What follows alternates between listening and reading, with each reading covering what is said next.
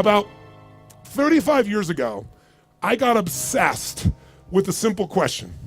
What makes the difference in the quality of people's lives? What makes some people leaders and other people followers? What makes most people talk about a dream and never follow through, and other people, just a small percentage, kick ass, take names. You can throw any obstacle at them, they find a way to break through. What's the difference? And when I first grew up, I grew up very poor financially. I grew up in a very tough environment. When I met my fourth father, I said, Mom, I'm confused. I was confused because I always loved people, just my nature. But when I was in high school, I was not the most popular kid in school. In fact, the most popular kid in school treated me like hell. He was so vicious and mean. I thought, what makes that guy popular? So it made me obsessed to want to know why people's lives turn out so differently. And my first answer, growing up poor with no great role models, was, well, some people are just lucky. They grew up in a family where everybody loves each other and they stay together. You know, some people are lucky. They grew up in a family and everybody's educated, and so they work hard to educate their kids. Or some people are lucky. They grew up in a family with lots of money, so they have resources to travel and learn and expand and do whatever they want.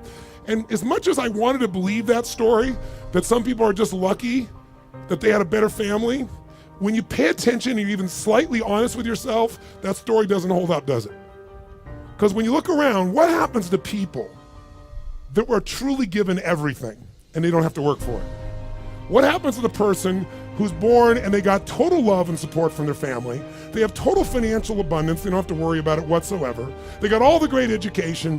What happens to the majority of those? Not all, but the majority of those people don't build any muscle. They're not hungry because everything was given to them, so they don't have any hunger that could give them drive. Which, if you ask me, Tony, what's the single most important key to success above anything else? It's not talent, it's not skill, it's hunger.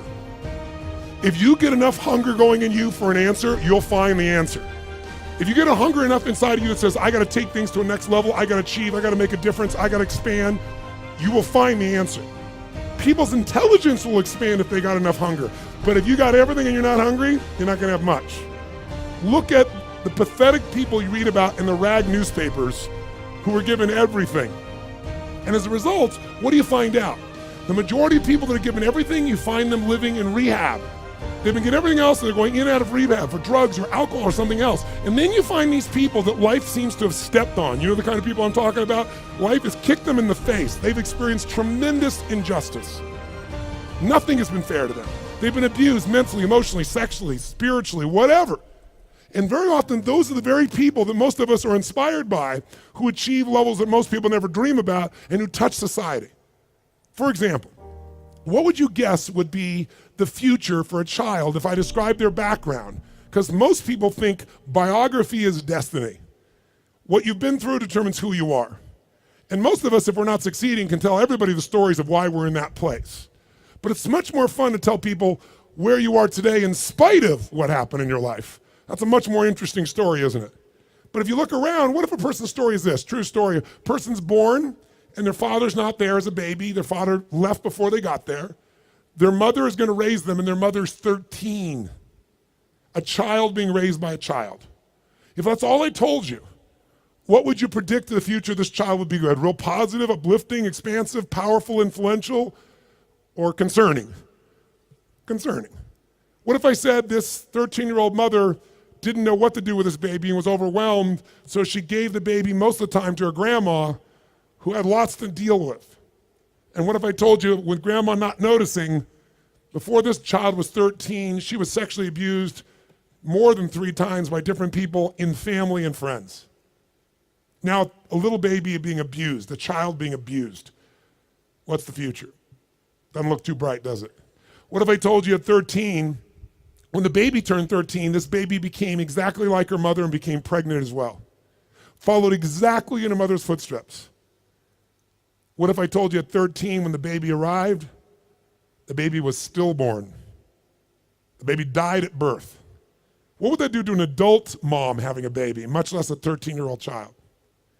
What if I told you the kid went a little crazy with her behavior, got so outrageous and out of control, they put her in an institution, but fortunately the institution didn't have enough beds, so they couldn't keep her there more than a few days, and they finally released her to a man who claimed to be her father, who she'd not met. By now I'm sure you figured out whose story this is. Who is it? This is Oprah Winfrey's story. Oprah Winfrey went through all that we just said, plus she was African American at a time in the US when the President of the United States was not African American, and when many people in the US did not judge people by their character, they judged them by their color based on nothing whatsoever. This woman has become one of the most influential people in the world, females on the planet, and that's her story.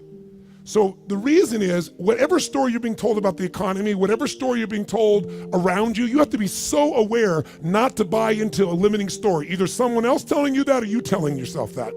And I'll tell you something, it's gotten worse as the years gone by, and I think the US has been the leader in it. I'm not attacking my country, it's interesting what's happened in my country in the last 2 decades. Some of you may be old enough to remember 20 years ago when things started to change, because America likes to export their stories. So I think many of you, if you're around then, can remember there was a story of 2 young men who killed their parents in Los Angeles. Their names were the Menendez brothers. Does anybody here remember that story, the Menendez brothers? Keep your hands up so I can see a sense. Yeah, quite a few of you can remember the story. If you didn't know the story, it's about these 2 young men. They killed their parents, their mother and father, at point blank range with a shotgun, murdered them in cold blood. But when they went to a jury trial, the jury couldn't decide. They admitted they did it. They admitted it. But they said, but our parents were abusive. And so the jury literally was deadlocked. It took 2 jury trials to convict them. Now, all because they were abused. Well, many people are abused. They don't kill their parents with shotguns, right? See, if you and I are going to be successful, we're never going to get it by blaming somebody else, including God. People say, I'm poor because God wanted me poor. I'm fat because God got me fat. No, you're poor and fat because you sit on the couch and watch TV and eat Cheetos all day. It's not God's fault. So what I'm suggesting to you is you and I have to come up with a better story, a story that can make things work. So now I want you to tell me the truth on something here. Tell me right now, who here in this room has ever failed to accomplish something that really mattered to you? We all know we failed at some point. The first time I ever asked this question on stage, it was spontaneous. I was at this group called TED, Technology, Entertainment, and Design. And I asked everybody in the audience, because they're all multi-billionaires, the guys that started Yahoo, the guys that started Google. It's this really unique group of people. And they're in this darkness. And they weren't responding, so I said, let me just ask you a question. How many of you have ever failed? No one raised their hand. I said, thank you for your full participation. How many of you have ever failed? They all raised their hand. I said, great. When you failed in the past, why did you fail? And this is where you hear people's story. Remember why I'm telling you this? Because I want to tell you right now, you might write down something. Change your story, change your life. We all have a story about why we are where we are. If you're not where you want to be in your life, in some area, like maybe your body's great, but your finances aren't, or your finances great, but your relationship sucks, or doesn't, or whatever, the bottom line is, you've got a story why it's that way. And the story we tell ourselves protects us from pain. It gives us a reason why it's not our fault, or it's going to be okay in the future. But the story that protects you also imprisons you. It keeps you from changing your life. So in order to create a change in your life, you really truly got to change your story. You got to shift your story. You got to find a story that's going to empower you, a story that's going to strengthen you, a story that'll push you beyond anything you've ever done in the past. So the story most people have, and that they had at this TED piece was, I said, why have you failed in the past? Didn't have the money, didn't have enough time, didn't have the right resources, didn't know the right people, didn't have the right contacts, didn't have the technology. Some people said we had a lousy leader. The leader said I had lousy people. Right? Isn't this stuff that people tell you? And then in the darkness, I heard this voice say, I didn't have enough Supreme Court justices. And I looked into the dark room down there in the front row, and it's Vice President Al Gore, who lost to George Bush, and the whole crowd, I was in Northern California, and it was a Democratic crowd, so they all stood up and cheered like crazy. And when they're done cheering, I just stood there and I said, that's one way to explain why you didn't become President of the United States. You didn't have enough Supreme Court justices. But I might suggest there might be a different reason. And everybody was like quiet, going, what's he going to say? And I said, let's look at everybody else first.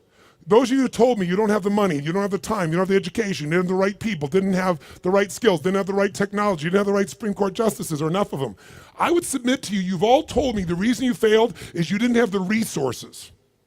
Time is a resource. Money is a resource. Technology is a resource. Knowing the right people is a resource. And I said to the audience, here's my experience working with the most successful people on the face of the planet, athletes, presidents of the United States, multi-billionaires. Here's what I know from them. Resources are never the real problem. A lack of resourcefulness is the real problem. I'll say it again. Lacking the resources is not the problem. Lacking resourcefulness is the real problem. What I mean by that is very simple. The ultimate resource is human emotion. What starts wars? Is it logic? Hell no, it's emotion. What makes you get married or get divorced? It's emotion. What will make you stay up all night, work to build your business? Emotion. What will make you give up? Emotion. If you don't master your emotion, if you don't become resourceful, then you're gonna think the problem is resources. Because I'm here to tell you, every great person I know didn't have the resources, but they got them because they're resourceful. And what that means is, if you're creative enough, creativity is an emotional resource, can you find an answer to the problem, yes or no? If you're determined enough, can you find the money that you don't have? Can you find it, yes or no? If you care enough and get other people to care with you, can you get them to help you, yes or no? If you are bold enough, if you're strong enough, if you're disciplined enough, can you get yourself to do things other people cannot find a way to do, yes or no? See, the ultimate resource is resourcefulness. And I tell you that, my friends, because I grew up with no resources, but I became very resourceful, and that's why I have the privilege to be with you today. And I said, so are you, Mr. Vice President? I watched you speak last night, and the previous night he'd spoken to this Who's Who crowd, and he had spoken on the inconvenient truth. And it was the first time he did that speech that they made into a movie. And he was so passionate. And you never saw him passionate, but he was passionate. He grabbed everybody. People liked him, people didn't like him. I said, listen, let me tell you something. You said you didn't have enough Supreme Court justices? Here's the truth. I watched the debate with you and Bush. I wanted to vote for you, but I couldn't. There wasn't any energy. There was just ego there. I said, I watched those debates. I said, if the guy that was up here last night was the guy in those debates, you wouldn't need the Supreme Court justices. And the whole crowd went berserk. They started clapping, standing ovation, and he came over and gave me a little high five and said, you're right. And we became good friends out of it. And people came to me afterwards, the guys from Kleiner Perkins, multi-billionaires, they took me to dinner and they go, we've all been thinking that. No one would ever say that. How could you say that publicly? I said, because it's the truth. They go, yeah, but no one said it. And guess what? The truth is, I don't care where you are today. I don't care if you're totally broke and getting here was a huge stretch for you. If you can find the hunger inside of you and you can remember, I don't need resources, I need resourcefulness, that'll get me the resources, then anything you dream about you can make real. But the minute you forget that and you come up with a story that goes, I don't have the money, I don't have the time, I can't do it, it's too far away, that's what's gonna kill you. Change your story, change your life. And we all have a story because we're afraid, all of us, to fail. We're afraid to not look good. We're afraid to be disappointed. We're afraid to get our hopes up. But the only way that you get courage, courage means you're afraid, but you do it anyway. It's not courage if you're not scared. And so there's gonna be people talking here the next few days or today that they're gonna give you some great strategies. Whether you do it or not is not gonna be based on your ability. What you're capable of is amazing. What most people will do is disappointing. It has nothing to do with the content of what needs to be done. It's everything to do with the mastery of your own states. So here's what I believe. My passion is not just get up and talk. My passion is get people to rewire themselves. So how many of you came here not just for information? How many came here for some breakthroughs? A breakthrough means a new quality of life where things that were impossible are possible. Who's with me on this? Say aye. So let me give you 3 keys to a breakthrough. Any one of these 3 can give you a breakthrough, but if you do all 3 of these, you're gonna have an extraordinary breakthrough. So let's start with something so simplistic that none of us would be emotionally attached to it, and we all know it's true. And let's take a symbol in society. All over the Western world, including Australia, and you guys are a bit better than America, but not by a whole lot. What's happened to societies, Western societies, in terms of their health and fitness? Now, I don't know the current numbers here in Australia, but I'll tell you how bad it is in the US. I know you're slightly better than this. 1/3 of Americans are obese now. 1/3. Literally 60% of Americans are overweight. Now, I wanna ask you a question. Is that because the strategies required to losing weight are so complex that it's just completely overwhelming? Is that why, yes or no? No. However, if you have the wrong strategy, you're guaranteed failure, even if you're motivated and driven and excited. Is that fair to say? Like, I can remember a few years ago when on the cover of Time magazine was a diet called the Atkins diet. And it said, I don't remember the exact number, I think it was 13% of Americans, the largest number ever, were all on this diet. Now, if you knew anybody who was on the Atkins diet, of course you'd lose weight. First, the number of calories you took came down, but second of all, you ate such an acidic diet that you literally had to pee on a stick so you wouldn't go into acidosis. And if you ever smelled the breath of someone on that diet, you wanted to stay as far away as you humanly could be. Now, that's not too hard to figure out, that if I got to pee on a stick so I don't go into acidosis and my breath is this bad, this may not be a sustainable approach to losing weight. But everybody did it. So if you have the wrong strategy, it's not going to work. So let me give you 3 things in reverse order of importance, okay? Reverse order, least important first. If you want a breakthrough, one of the things that give you a breakthrough is a strategy. A new strategy could change everything. Does that make sense? A new way to do something. If you come up with the right strategy, it could save you a decade. It could save you 5 years. And one reason to come to a seminar like this, in my opinion, is to gather up as many strategies as you can. And what I want to do in just this short little time I have with you is see if I can give you some strategies that'll give you breakthroughs in whatever you want to go after. Some real quick strategies that really work. What is a strategy? It's a specific way to do something that if you do it that way, you get the result every time. Let's think about strategy like a recipe. If you know someone's recipe and they took 25 years to figure out how to make the perfect chocolate cake, and you're not a baker, but you got their strategy, you got their recipe, how often can you get the same quality of chocolate cake if you follow their recipe, if you follow their strategy? How often will it work? How many times? Every single time. That's the beauty of a strategy. So there's going to be a lot of strategies available to you here during this course. I'd be listening and find the strategies that appeal to you most. But I'd submit something to you, my friends. I'm a strategist. I'm a business and life strategist. I'm always finding the little thing that'll change it all. I'm obsessed by it. And I filled up my events with them. But I know something about strategies. You can give someone the perfect strategy, and they can still not do it. They can even know it's the right strategy and still not follow through. That's why the problem in our society is not a lack of strategies. If I said to you right now, okay, we gotta lose weight, and we're in downtown Brisbane, and we were to walk 10 blocks, how many places would we pass within 10 blocks that could help you to lose weight, for example, or get fit or get strong? How many? In fact, you don't even have to get up out of this building to learn how to lose weight, because today, God forbid you were gonna get up and walk, you could just pull out your iPhone or your iPad or whatever phone you have, and you could download 10 books right now that you'll never read, right? On how to do it. Maybe you'll start reading the first one, and then you'll get a little text. Oh, what's the text say? And you won't read the rest of the chapter. How many trainers are there in the Brisbane area that could get you fit and strong? Are there plenty, yes or no? Yes. So, is it a strategy problem, do you think? No. So don't get me wrong, I believe strategy is invaluable, but strategy without the next 2 is basically worthless in my experience. You know what to do, but you don't do what you know. But the right strategy versus the wrong strategy is critical. And why don't you make a note of this, really important. You have to do the right thing at the right time. I'll give you an example in my country. Buying a house, right thing to do. In my country, 2007, wrong time.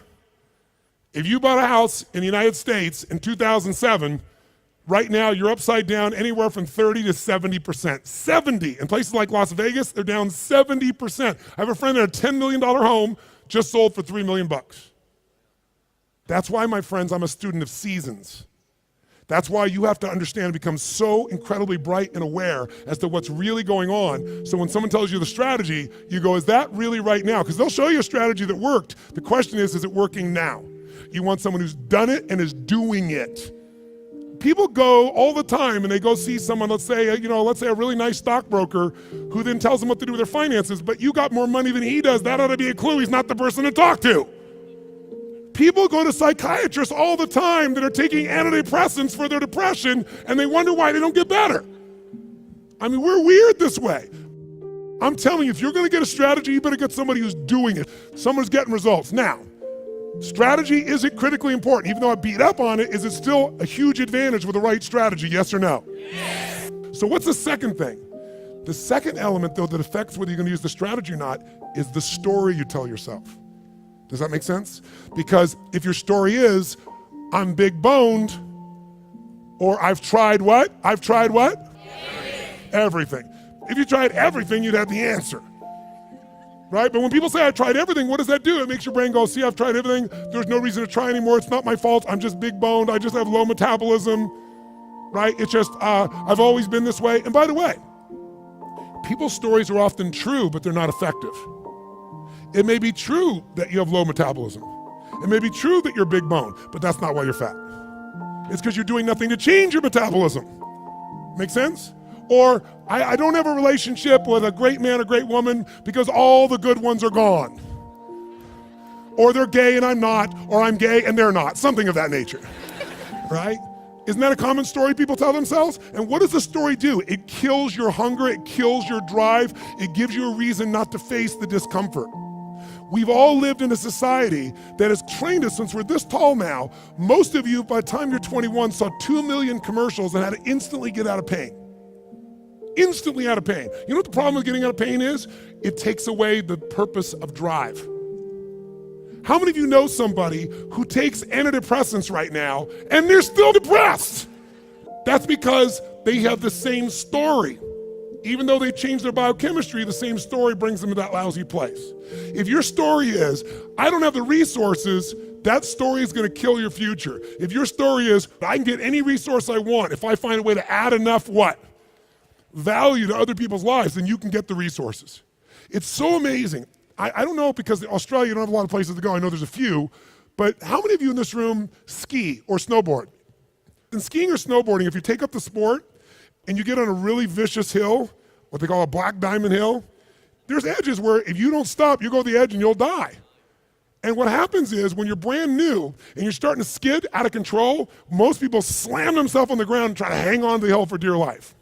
And those are the people that will never master skiing or snowboarding, because they let their fear of the edge push them down. The person that goes, I'm gonna dig in, I'm gonna work even harder, I'm gonna carve. It's scary as hell, but I'm gonna stay with it. They learn to carve. Those are the people that have skiing or snowboarding be something they love for the rest of their life. Your story is everything, my friends. And by the way, I'm not lecturing you, I'm sharing with you because I've learned by my own stupidity. That's the only reason I can share this. But you change that story, you'll change your life. Give up the story that limits you. It may even be true. You may have ADD. You may have been abused as a child. It may be true. But that story is not why you don't have great relationships or a great business now. You don't have great relationships or great business now because you're so afraid of trying and failing, you keep telling that story instead of taking action. Third key, the most important key. Because by the way, if you come to somebody and you go, well, I'm big bone, and you go, that's just your story. They're going, I'll show you a story, I'll beat you to a pulp. We have to do this to ourselves. But if you are gonna help someone change, including yourself, you need the third element, it's the most important element, and that is you need the right state. State, or Australians call state. State. If you're gonna have the right state, then what you have to understand is your state determines how you think and feel, right? How many of you in this room can remember a time when you got really angry at somebody? Do you ever notice when you're really angry at somebody, suddenly you remember everything they've ever done? Because when you go in that angry state, it makes you take the parts of your brain that relate to a story that supports that state. On the opposite, how many of you in this room can remember a time in your life when you fell head over heels in love with someone out of your mind? How many can remember a time like that? Say I. It's been a long time for some of you. Is that all the, make the sound of head over heels in love. Go ahead, make the sound. Is that short-lived for you? Let's try this. Ever been so head over heels in love you couldn't stop thinking about the person, you wanted to make love to them every moment, you're just dreaming of them, you felt them wanting you, you wanted them, you're out of your mind. Make that sound. What does that sound like? Go ahead. Much better, much better. See, in the beginning of a relationship, when you love somebody, what will you do for them when you love somebody? What will you do?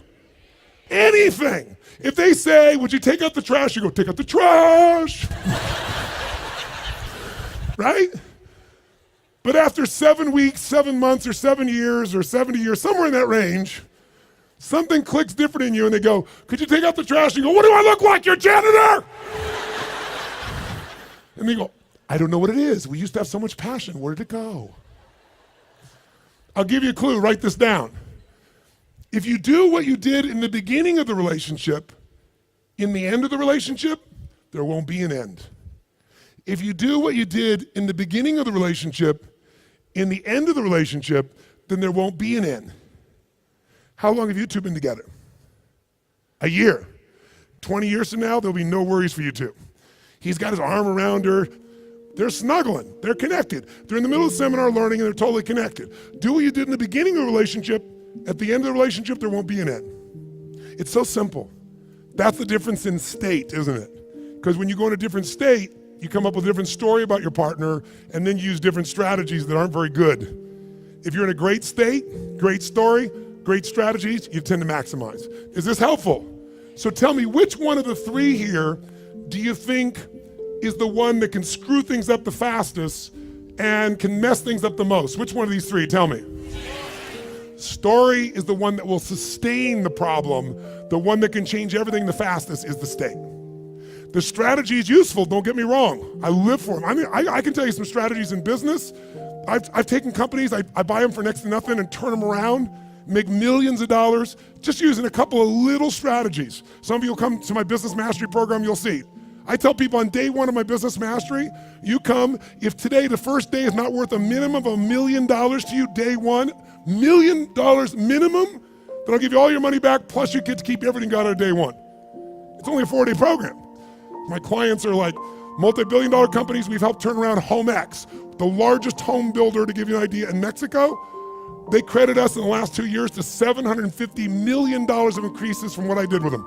That's their words, not mine. Or taking a chiropractor who's got 3 people and doubling his business in 6 months. I've done that with strategies. Simple business strategies where if you don't know the strategy, ignorance is not bliss, ignorance is poverty, ignorance is pain. And the way I got those strategies is I willing to fly anywhere, do anything, spend any amount of money because I knew the value of the strategy. But all that still would have been worthless if I didn't apply it. What got me to apply it was the right story in the right state. If you want to change your story, first thing you gotta do is change your state. Does this make sense, yes or no? So now, let's take a look at you and what you want. If you and I want to say, why do people's lives turn out differently than other people? We can come up with one word and I can show you where it is. Decisions. Write down decisions, not conditions, determine my destiny.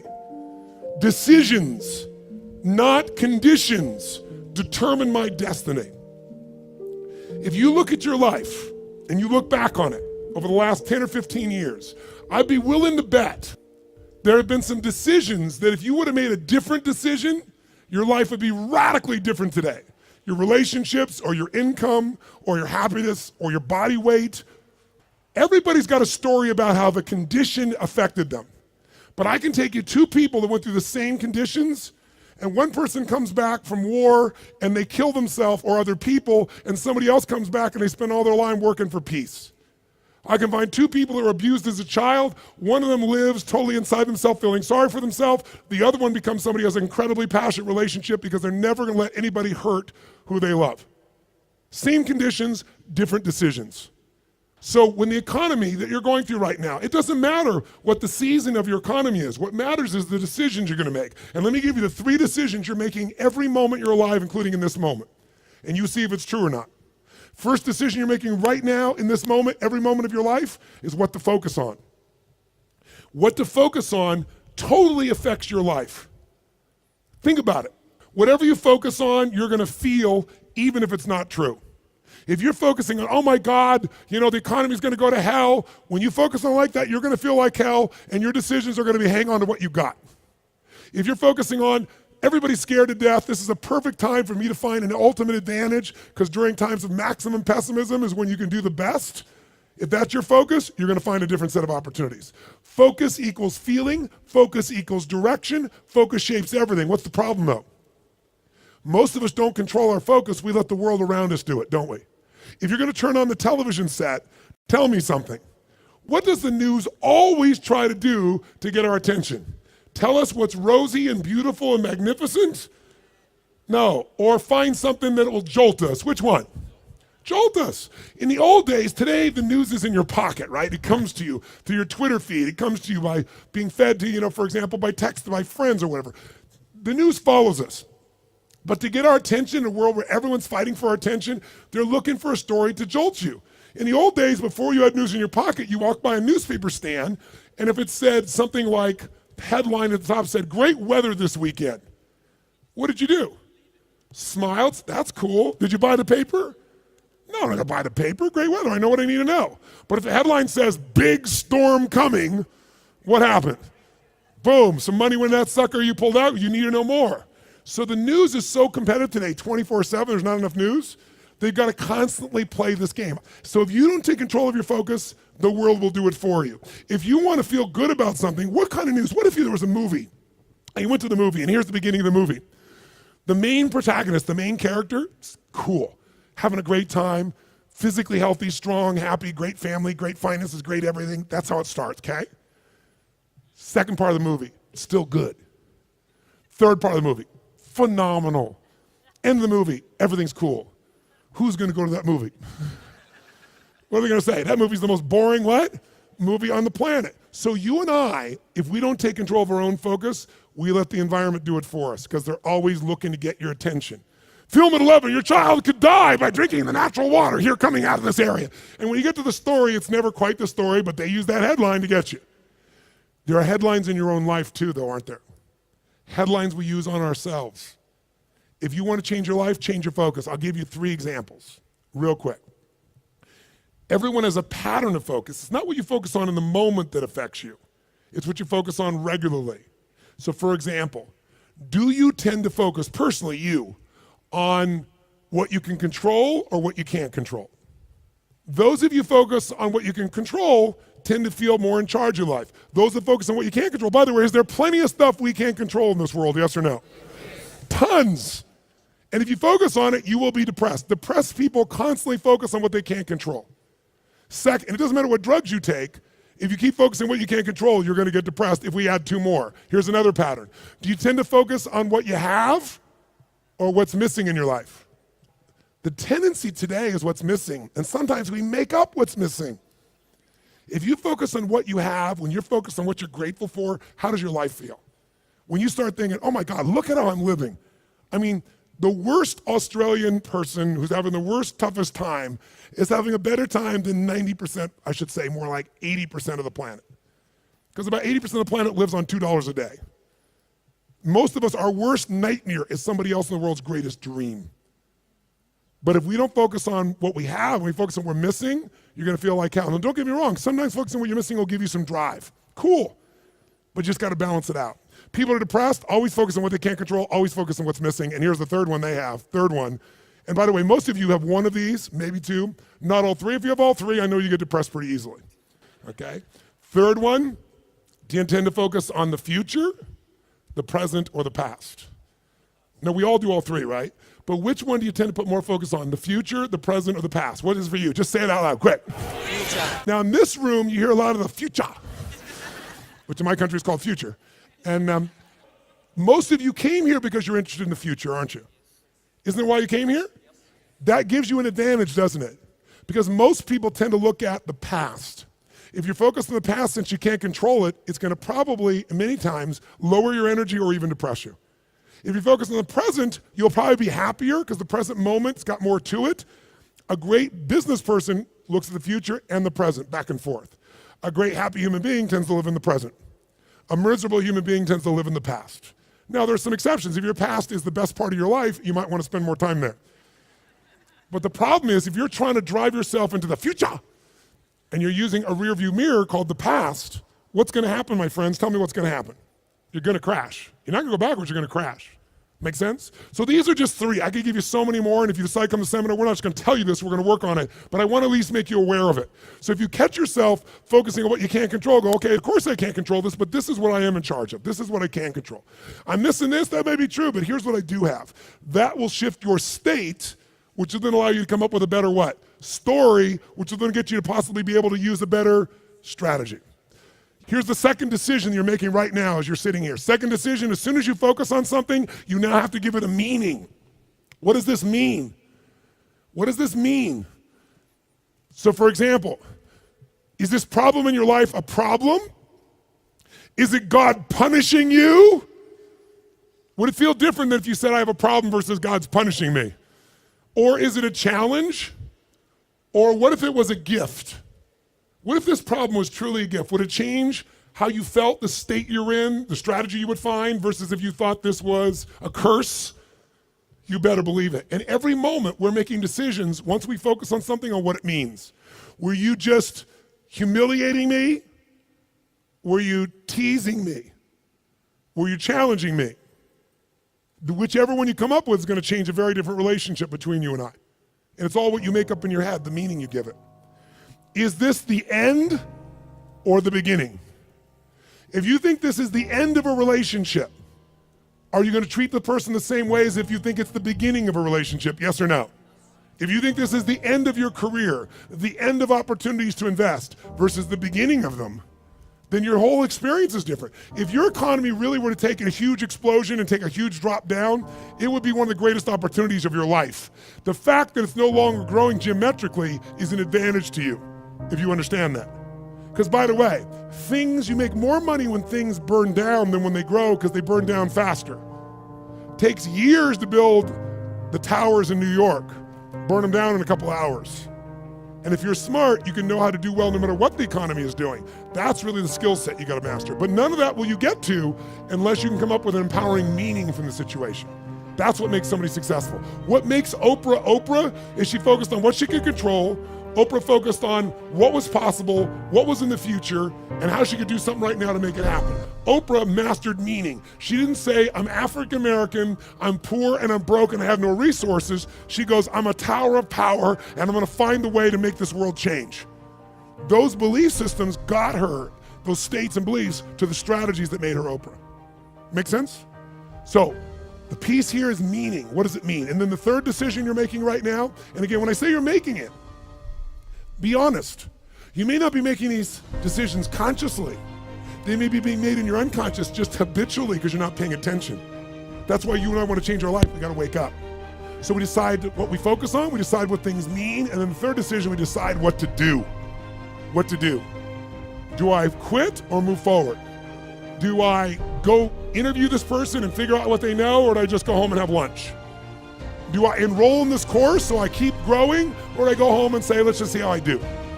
Your decisions are going to be affected. Do I stay married or do I get divorced? Do I walk up to that person and say, I want to meet you, or do I just stay here and go, maybe it's not the right time?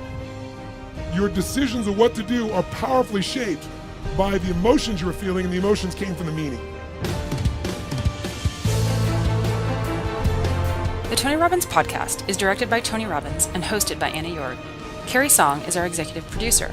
Tyler Culbertson is our associate producer. Jamie Carvajal and Adriel De La Torre are our digital editors. Special thanks to Diane Adcock and Mary Buckheit for their creative review. Copyright Robbins Research International.